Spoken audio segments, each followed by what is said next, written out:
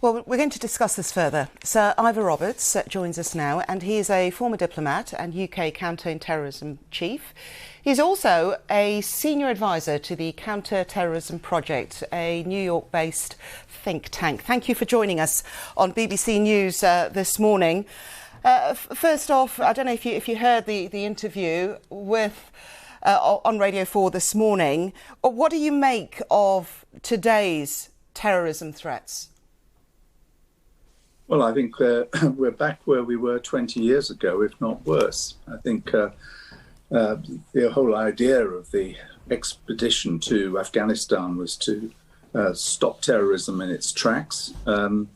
We have not stopped terrorism. There's been no attack on American soil of any great size since 9/11, but the whole of the Western world has been littered with terrorist attacks, not just the Western world, of course, as places like Bali, Indonesia. So I think we're in a poor place.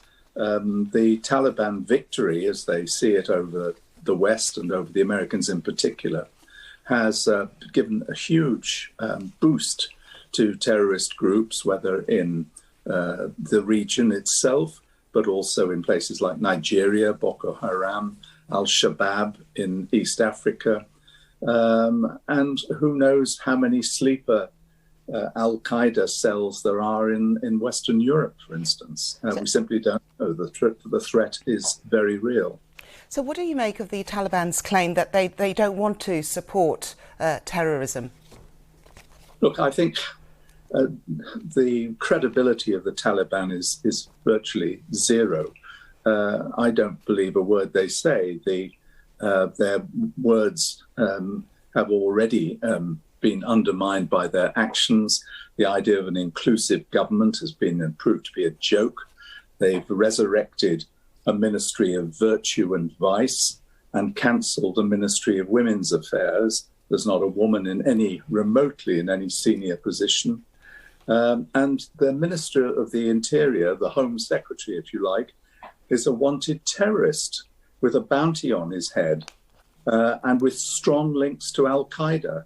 So I'm afraid I don't find any of that encouraging, and I don't believe a word of what the Taliban say.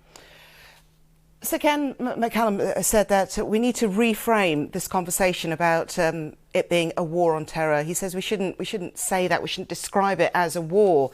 Is it the approach that needs looking at, or is it just something that we are going to have to live with?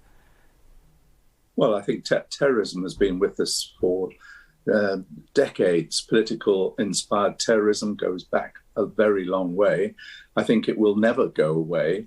And I think the whole idea of a war on terror was ill-conceived. I think what you want is a war on terrorists specifically, and try and reduce the number to as much as possible.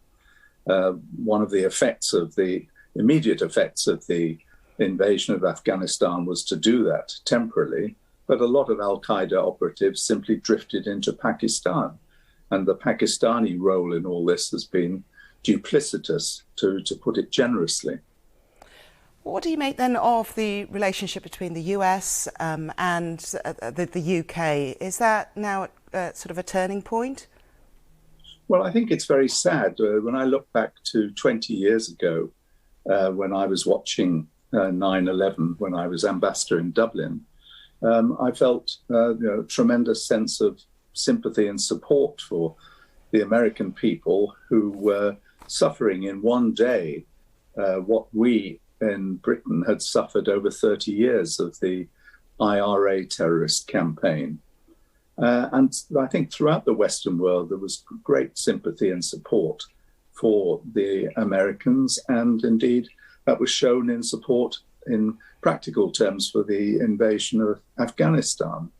But that's all been very largely dissipated, and quite unnecessarily. The war in Iraq proved tremendously divisive within the West. The idea that it was a war on terror was completely ill-conceived. There was no evidence, real evidence of weapons of mass destruction, and it just diverted resources away from what should have been the concentration of effort in Afghanistan. And I think unilateralism of the United States has hurt the relationship between the UK and the US and between the US and the rest of the Western world. And that's been seen by the precipitate and reckless withdrawal without any consultation with allies that we've just witnessed. So Ivor Roberts, thank you very much for your time. Thank you. Pleasure.